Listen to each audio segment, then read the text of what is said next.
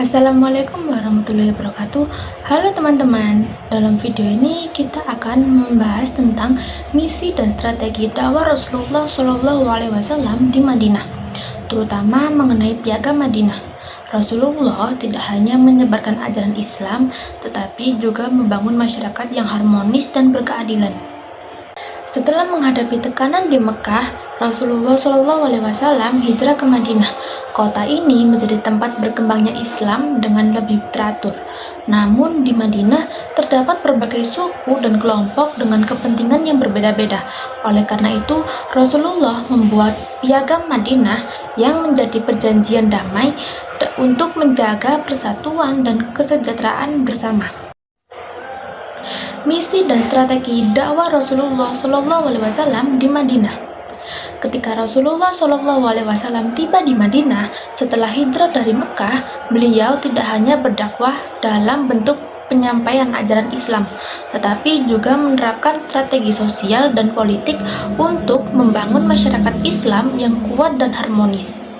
Berikut adalah beberapa strategi utama yang diterapkan oleh Rasulullah Shallallahu Alaihi Wasallam di Madinah. Yang pertama, membangun Masjid Nabawi sebagai pusat ibadah, pendidikan, dan musyawarah untuk umat Islam. Setibanya di Madinah, langkah pertama yang dilakukan Rasulullah adalah membangun Masjid Nabawi. Masjid ini bukan sekedar tempat ibadah, tetapi juga memiliki berbagai fungsi penting, yaitu yang pertama, sebagai pusat ibadah, menjadi tempat sholat berjamaah dan pusat kegiatan keagamaan umat Islam. Yang kedua, sebagai pusat pendidikan, Rasulullah mengajarkan ajaran Islam kepada para sahabat dan penduduk Madinah di masjid ini. Yang ketiga, sebagai pusat musyawarah, segala keputusan kepentingan, baik yang berkaitan dengan hukum Islam, pemerintahan, maupun strategi militer, seringkali dibahas di masjid. Masjid Nabawi menjadi simbol persatuan umat Islam dan menjadi fondasi bagi perkembangan Islam di Madinah. Yang kedua yaitu mempersaudarakan kaum muhajirin dan kaum ansor agar terjalin solidaritas dan persatuan. Kaum muhajirin adalah para sahabat yang berhijrah dari Mekah ke Madinah, sementara kaum ansor adalah penduduk Madinah yang menerima mereka. Rasulullah menyadari bahwa kaum muhajirin meninggalkan harta dan keluarga mereka di Mekah sehingga mereka membutuhkan bantuan.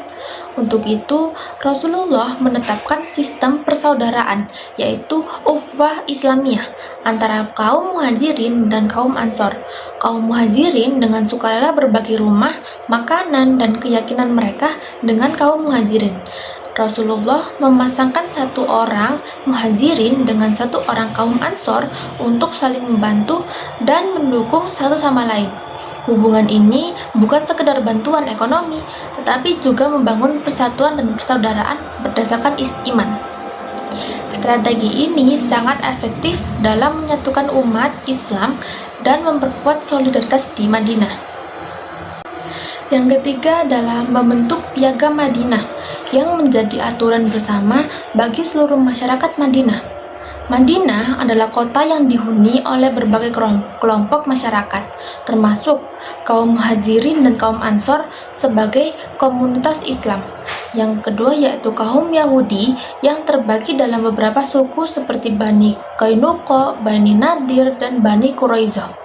Yang ketiga yaitu suku-suku Arab lainnya, baik yang sudah memeluk Islam maupun yang masih mempertahankan kepercayaan lama.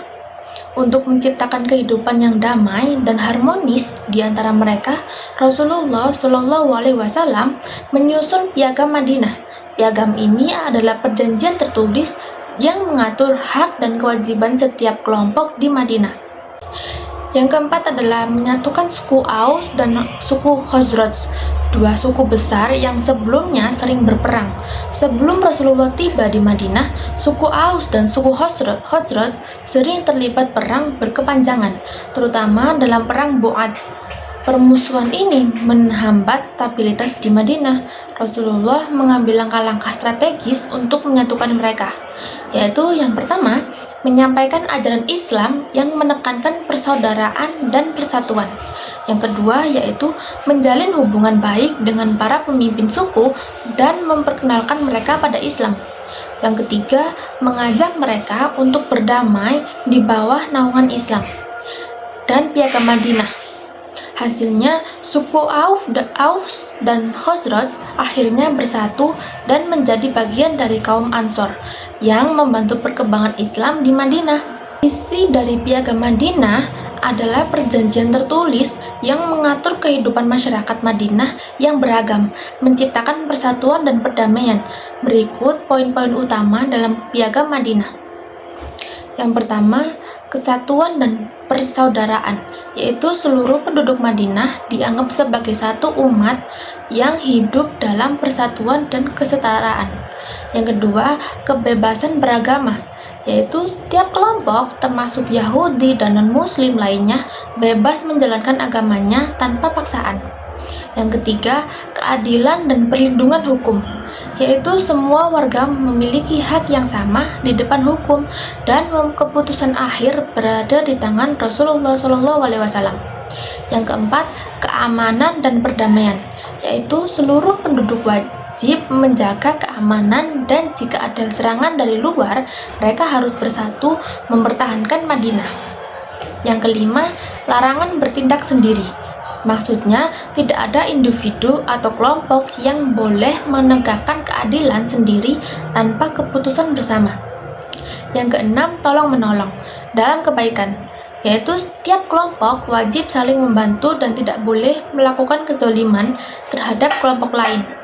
Yang terakhir yaitu menegaskan kepentingan Rasulullah. Maksudnya, Rasulullah SAW diakui sebagai pemimpin tertinggi yang mengatur segala urusan dalam masyarakat Madinah. Piagam Madinah menjadi dasar bagi kehidupan yang damai, adil, dan harmonis di Madinah serta menjadi model pemerintahan Islam yang menjunjung tinggi keadilan dan toleransi. Demikian pembelajaran kita kali ini tentang misi dan strategi dakwah Rasulullah SAW di Madinah serta Piagam Madinah. Dari materi ini kita belajar bahwa Rasulullah tidak hanya menyebarkan Islam tetapi juga membangun masyarakat yang damai, adil, dan harmonis melalui strategi dakwah yang luar biasa. Semoga kita dapat mengambil hikmah dan menerapkan nilai-nilai tersebut dalam kehidupan sehari-hari. Terima kasih telah menyimak pembelajaran ini. Sampai jumpa di video selanjutnya. Wassalamualaikum warahmatullahi wabarakatuh.